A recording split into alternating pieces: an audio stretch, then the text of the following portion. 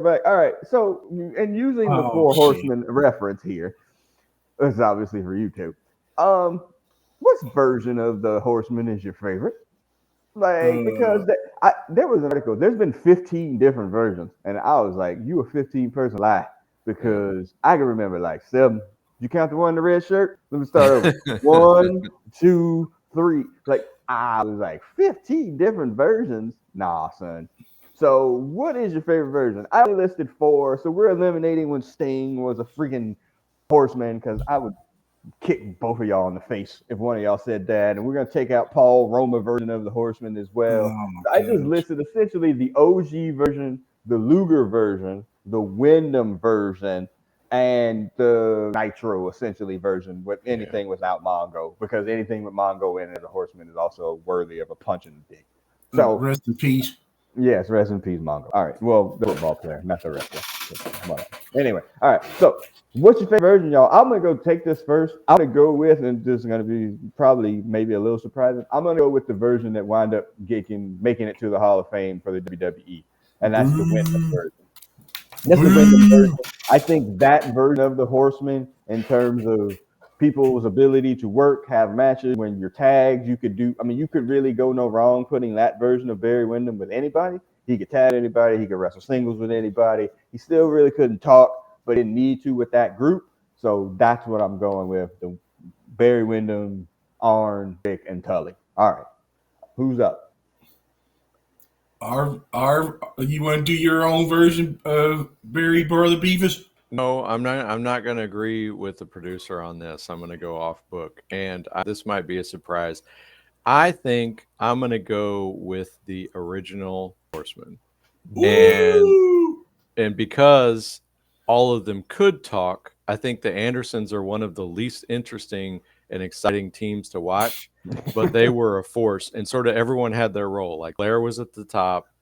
The Andersons owned the tag team, and Tag then they would team. come in and hurt whoever was fucking with Flair. Mm, And Tully just started shit and fucked Dusty. So I think that worked. I think the idea of Luger coming in was interesting because it shook him up and opened up a new sort of a new path of storylines that got us 15 versions of the Horseman.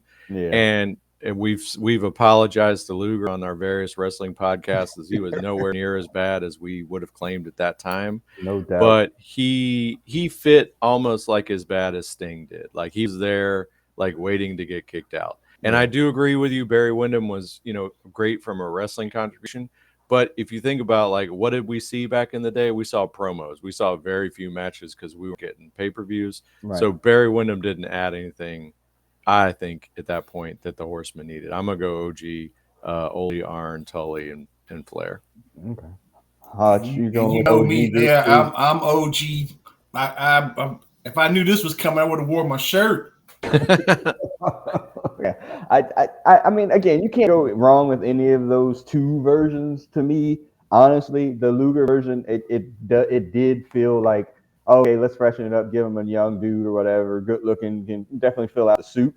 But like again, he as a wrestler was not very good at that particular point, but not as bad as we remember him.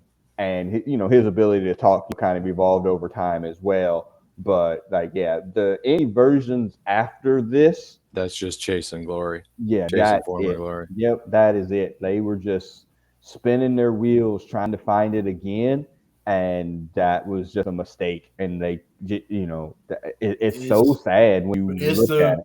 it's the best. I mean, well, yeah, it's lasting. It has a legacy, Yeah, and that's one of the best things about wrestling all time. yeah. I If you've mean, been in it for 40 years, yeah, I mean, again, that version with Malenko and Chris Benoit is a good version, but it two of is. them dudes couldn't talk, Yeah. Yeah, but they could wrestle anybody. Like you could put them all out there, day. right? But neither one of them could talk like at all. Right. That's like, and one of the reasons that the Horsemen were so good is because yeah, the original version, all of them could talk, but even with Wyndham standing there as a freaking mute, they still had three-fourths of them that could talk and whatever, and he could essentially almost out wrestle all of them. Oh, yeah, he was a great. Right, he was a great worker, Right. So and it right. was, yeah, But at that time, Flair was Hogan's bitch, and Arn didn't really have anything to do. yeah, Yeah. yeah, Yeah. And then after Arn, has to go down and retire or whatever, then it just gets worse, like, oh, let's just start Jeff Jarrett. Like, come, what, really? That's what we're doing here? Yeah. 15 versions, Joe. I'm going to send y'all that link, and then you can throw it. Don't do it. I know. Fire. All right. Moving on into this